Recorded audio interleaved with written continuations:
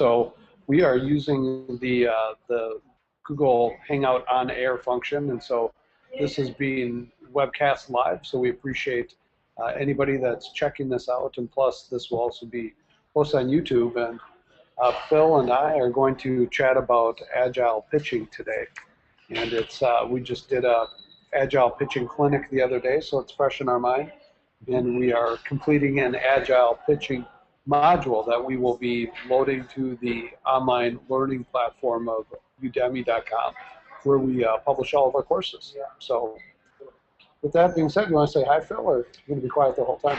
I might just sit here and say I have nothing to add. Great. We always need a Charlie Munger. So we're going to make this happen. So a couple things that we talked about in the Agile pitching module is it's important to think about what an Agile pitch really is all about versus a traditional pitch deck. And an Agile pitch deck is really a tool that opens up conversations. It's very different from a traditional pitch deck that I would think of would be more in like an academic lecture, where somebody put a lot of time and effort into it and probably has a lot of words, probably has a lot of backup items in it. People have spent hundreds of hours on it, versus an Agile pitch is going to be something that hopefully takes under 20 hours, has very few words, is more visual, and is really a tool to open up a conversation with the audience. How do you think about it? Yeah, I think our entrepreneurs want to be professional, and they've seen what large corporations are doing when they're going through the fundraising process, be it if they're going through a debt fundraising or an equity fundraising, and these very large, elaborate pitch decks get put together as they're out, talking to Wall Street bankers and the insurance companies that would be buying these securities, and they want to take that and replicate it for themselves, but they really don't need to. That they don't have the resources to go and spend hundreds of hours preparing a pitch deck that has to be perfect.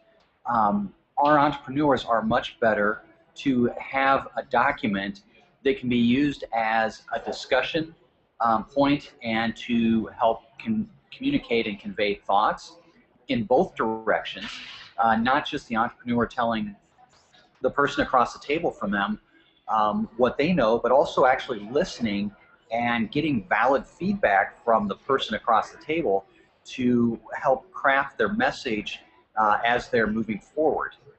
So we've heard a lot about the term crowdsourcing. This is a way to implement the principles of crowdsourcing as well, to be able to get feedback from the crowd, and even if your crowd just happens to be one person in a meeting, but just to get that feedback to get better and to refine your message over time so it better resonates. And one of the things that I was thinking about, Phil, and I jotted down will be part of our module, was what are the signs of a great pitch? Like if you think about, like, if somebody had a really good pitch, what would be some of the qualities, or what happened during the meeting that would say, hey, that was a great pitch? The one word I would use that would define greatness is engaging. That if it's engaging everybody who's part of this, or everybody who's in the room, where it's not a lecture by the person giving the pitch, but it's a real discussion and beating up and validating ideas and thoughts, and where the entrepreneur can clearly demonstrate that they're a thought leader, they're prepared, they're very comfortable with the material and the subject that's being addressed. That's a great pitch. Right. You bring up a good point. When you're engaging in dialogue, I mean, that can be much more challenging than actually having all of your answers in a presentation, because an Agile pitch is not an excuse to not have done your homework.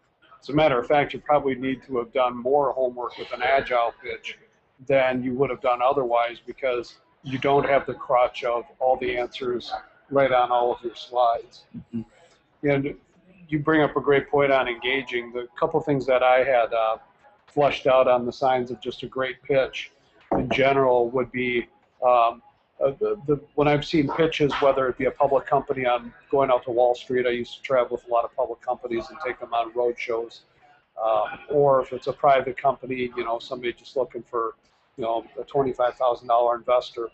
The best meetings I've ever seen is when most of the time is spent in Q&A, is when somebody, just starts asking questions right away and gets it really quick and just wants to start to make it their own story. And when the audience starts telling people, hey, what about this, or where they see market potential, and they start to make it their own story, that's when you've got them really engaged, and that's where I've seen some really neat things happen. Yeah, I would add to that a quick little example of something we experienced last week. When we were down, Pat and I traveled recently, and we spoke with an entrepreneur that was going through the fundraising process, was struggling, and had some frustrations and setbacks. Right. And we very strongly told them they need to ask for feedback as part of what they're doing. That too much of what they were doing was dictating and narrating to the person across the table. But when they got done with that part, the person across the table said, that's great, thanks, and was, moderately engaged.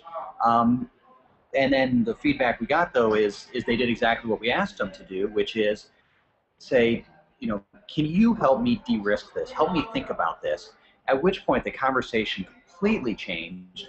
The banker across the table, lit up, started asking questions, started pointing things out, and it turned from a lecture where, like a lot of college lectures, sure, we show up, but we're not really interested, to an actual conversation where there was dialogue from two smart people who had different perspectives to offer on a topic, and it as a result of asking the question of helping us, how do you think about de-risking this?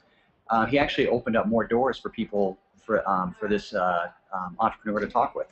And that's a great point, because that was actually on my list too of signs of a great pitch, is when the audience starts actively telling you other people that you should be meeting with, and has some concrete action items that they take away from it, whether it's those introductions or if it's a follow-up meeting.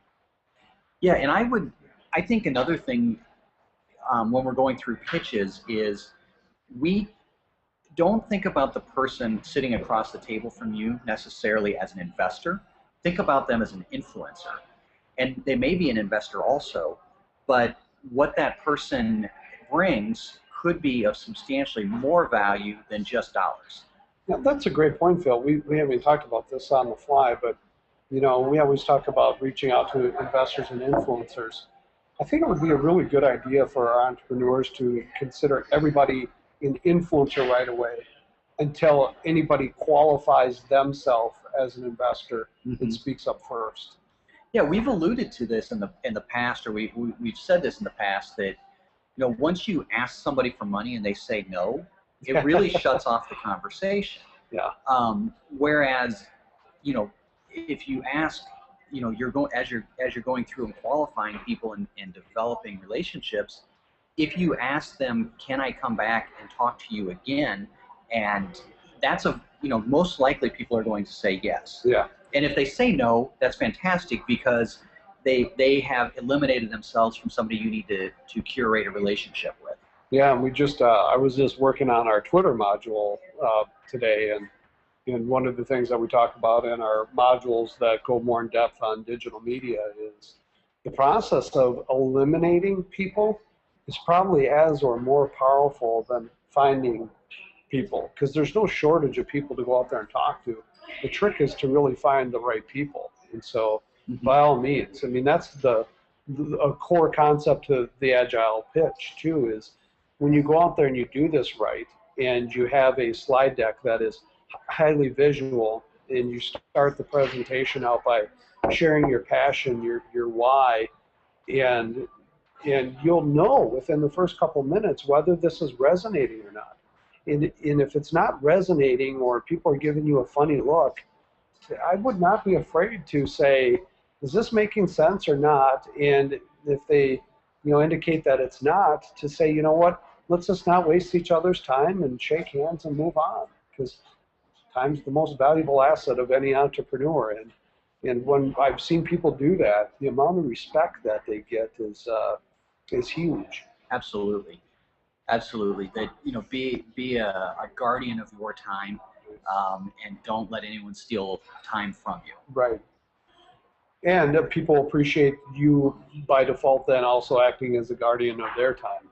Yep. Because if both parties realize that, hey, this isn't a great fit, move on. Yeah.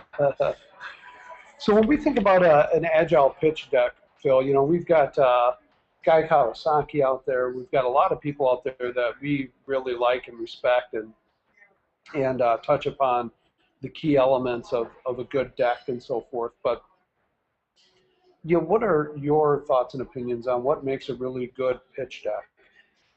My take is that the slides you are planning to go through is a pretty limited number of slides. 8 to 10 is probably a pretty good number. Right. But it doesn't hurt to have more slides as an appendix. That if there's thoughts that you want to convey in greater detail because of questions that you've had when your audience is engaged with you, then then there's the chance to say, well, let's flip to slide 22, and here's a great chart that really illustrates what I was trying to point there. Yeah. I think that's a great way to do it. Patrick, I know you're a huge fan of using pictures and logos as opposed to words. Right. If you do use words, I really like Guy Kawasaki's kind of mandate that the smallest font you use is 30 point.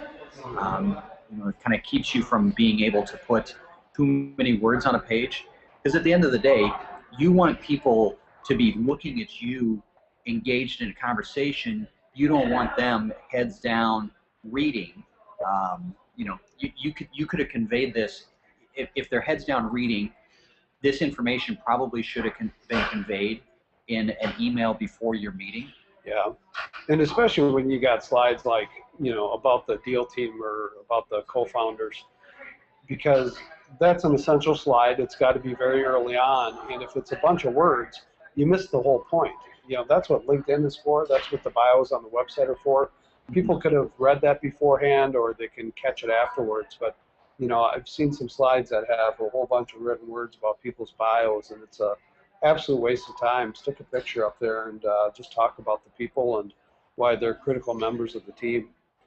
And you're right, I'm a huge fan of just making everything visual. And I think a way to exemplify that, Phil, is we've done a number of pitch clinics, whether they are private events with some clients that we've had some one-on-one work with, or whether it's the public events that we've held. But when we go through our evaluations to give them feedback, if I think about the question we have about what was the slide that worked best, it's always a highly visual slide. Mm-hmm. Matter of fact, I can't think of a slide that even had a word on it.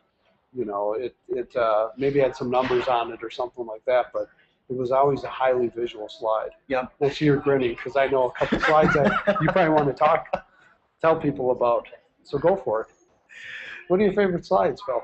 The very, very best slide that I saw in a pitch deck since you and I have started working together came from an entrepreneur here in the Twin Cities, and it had 4 different pictures on it.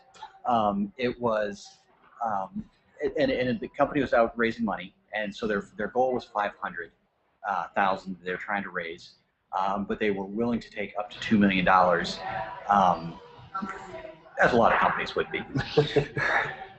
But so what they showed is that at 100,000, here's what you get, and it's a line drawing of the Mona Lisa, and then at $250,000, what you get is it's kind of a paint by number watercolor. By the way, Phil's trying to draw on the table here, and so if you're wondering why the video is always shaking, it's because Phil's drawing where no one can see him anyways. Did I throw you off? Yeah, a little bit. Thanks. Luckily, I know this slide well. So $250,000 gets you a paint by number water Mona What up Lisa. here, Phil?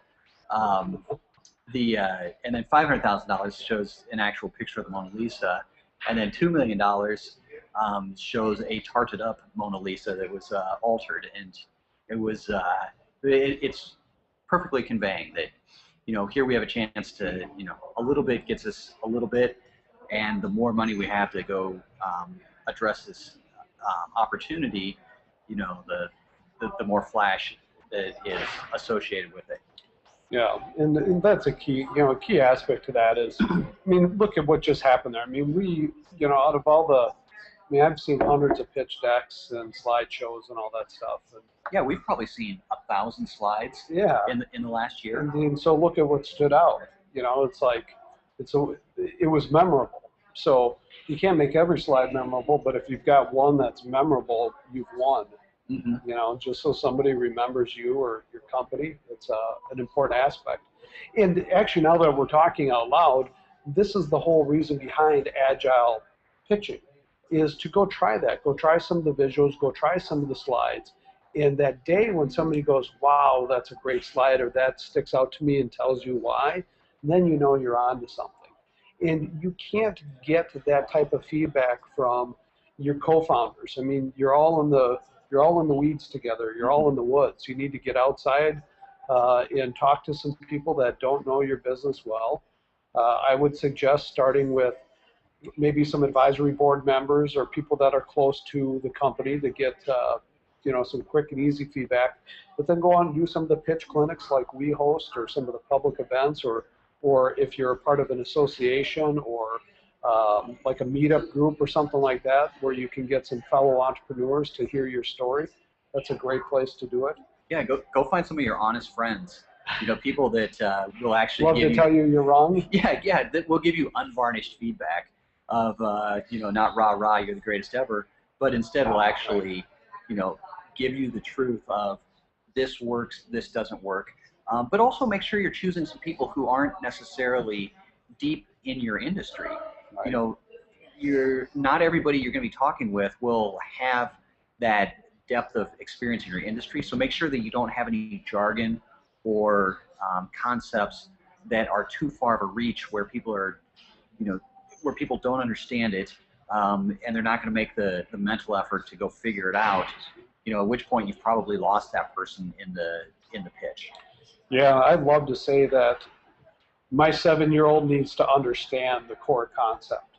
Otherwise, something's wrong. And especially when you're dealing with tech or healthcare and in so many industries, they're so jargon laden. And you really need to make sure not only your deck, but especially the way you're conveying the business opportunity, that you remove all the potential barriers to entry. Barriers to entry being the mental and emotional connection that somebody can have with your purpose and with the product and the service. And when you start using industry-specific lingo and especially jargon, acronyms, that's when all of a sudden people just feel blocked out. Right. You know, and that is something that you know, you really have to be sensitive about. That as you're making your pitch, try and keep it, you know, as uncomplicated as you can. Right. Recognizing that you probably have a complicated business, and you know, that's where the real art comes in, of how do you make it simple enough so that it's understandable, but you're still displaying enough of the complexity that you demonstrate in your thought leader. So it's a very fine line. You'll probably fall off of it. I'm positive. I don't spend a whole lot of time on that line myself. So, you know, we've been agile pitching for 18 months. Yeah. So, you know, and I'm, you know, kind of changing topics a little bit, or thought process a little bit. You know, a great concept was presented to me a few weeks ago of, if you want to share data, we can do that very easily through emails. It's when you actually want to have a conversation that's much better done in person. So just think about that as you're putting together your pitch, that maybe you want to share some information in advance And this, I got spurred by this idea because of jargon or industry acronyms that you just mentioned a minute ago, so that maybe there is 4 or 5 acronyms that are very instrumental to what your business is. You can share that in advance before your meeting. Oh, there you go. And so that the person you're talking with is prepared. They have a sense of idea of what you're talking about. You can even convey quite a bit of information there, so that when you're actually there giving your pitch, you're having a conversation. Right. They have the basic facts. What you now you're having a conversation about the facts. Right. You're validating assumptions. You're beating up on assumptions. You're really thinking about what is this business? What can this business be? Right. And that's first of all, it's a much more interesting conversation than sounding like the teacher from Peanuts that wow wow wow wow wow. Well, then the other thing, when you've been saying this, it reminds me of is just the general advice for any meeting is to ask on the front end, if you did send materials ahead of time, did you have a chance to look at them? Did you review the materials? Do you have any questions? How much time do you have to talk today with me? Because, boy, I've seen executives do that right, and I've seen executives not do that. Mm-hmm. And when they don't do it, it's disastrous, because all of a sudden, 20 minutes go by and the other party goes, I've got to go, sorry. And, the person was stuck talking about a bunch of things that they probably wouldn't have talked about, would have hit some other punchlines. Absolutely. And especially if somebody's done a bunch of homework right away. Boy, I was in a meeting one time with a CEO of a public company, and the other side of the table just threw his pitch deck to the side and just started drilling into all the right questions, knew his business inside and out, and they just had a conversation for 45 minutes, and that works well. Yeah. Somebody's going to be buying stock in that situation. I've been in those same meetings where you show up with a pitch deck and a conversation starts and you never open up the pitch deck. Right. What a great way to go. So if you're starting with, how much time do we have, and have you had a chance to read the material that I sent you? Now if your first question is, well, what's your biggest question that you had out of that? Right. You are well on your way to having a great conversation. Yeah. I should point out we're doing this live from the Minneapolis Grain Exchange trading floor, where we call home. We're on the balcony. That's why you can kind of see the ceiling above us. But if you hear large bangs and booms and people chatting, we're safe. Don't worry. Yeah. Those are thought leaders and klutzes. People tripping on the floor. We don't know the long-term effects of working in a dream factory. Is that your line? That's right. There's physical danger involved. So with that, I don't know. We've switched platforms, so I don't know if there's a way for us to get any questions from anybody that's in the audience and so forth. Any questions with thoughts on any other items on Agile pitching? No. Well, I guess a couple.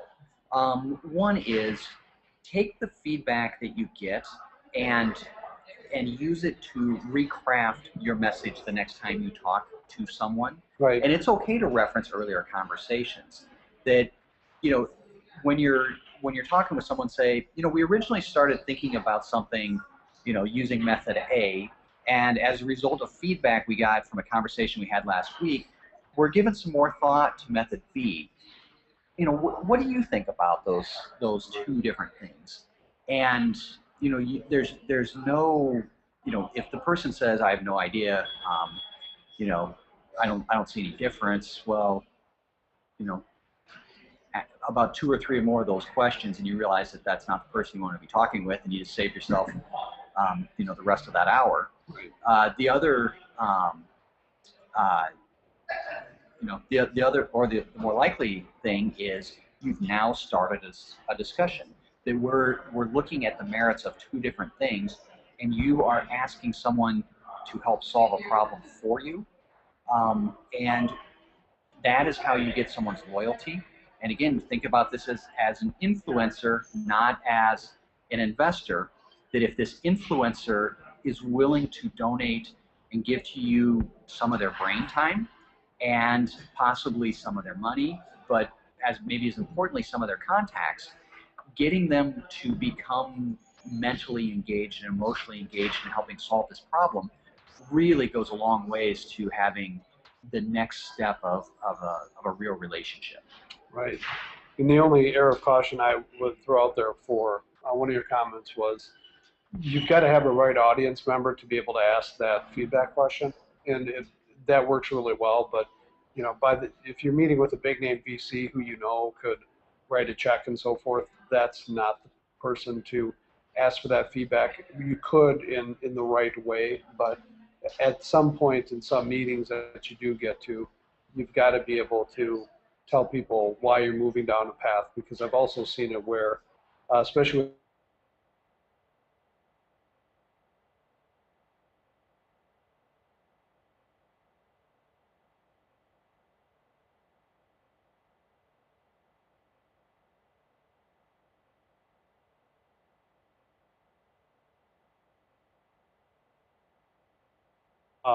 characteristics are what do VCs invest in, and one of it is to making sure that people are coachable. So we're getting connectivity issues, so if this is still being recorded, we should just wrap up. Okay. Oh, it's my back. You know, and I think the other thing that we kind of touched on a bit earlier is time limit. Make sure you are addressing the amount of time that that your audience has. Right. So, you know, if people have 30 minutes, make sure that you're done so that there's plenty of time for Q&A. You know, even as you're putting together your deck, you know, if you can have it be, you know, with no questions, 15 to 20 minute deck, right. You know, that there's a huge amount of information you should be able to convey in that time period if you really are a master of your industry. So, you know, pace yourself and make sure that you give plenty of time for questions in this meeting. Excellent. And we appreciate you checking this out. When we launch our full module on udemy.com, we will have a promo code that is FAN in capital letters, FAN. And so when that's live and you've seen this video, we'll post it in the notes on YouTube as well for the link. But when that's live, you can use the promo code FAN, which will give you 50% off our course.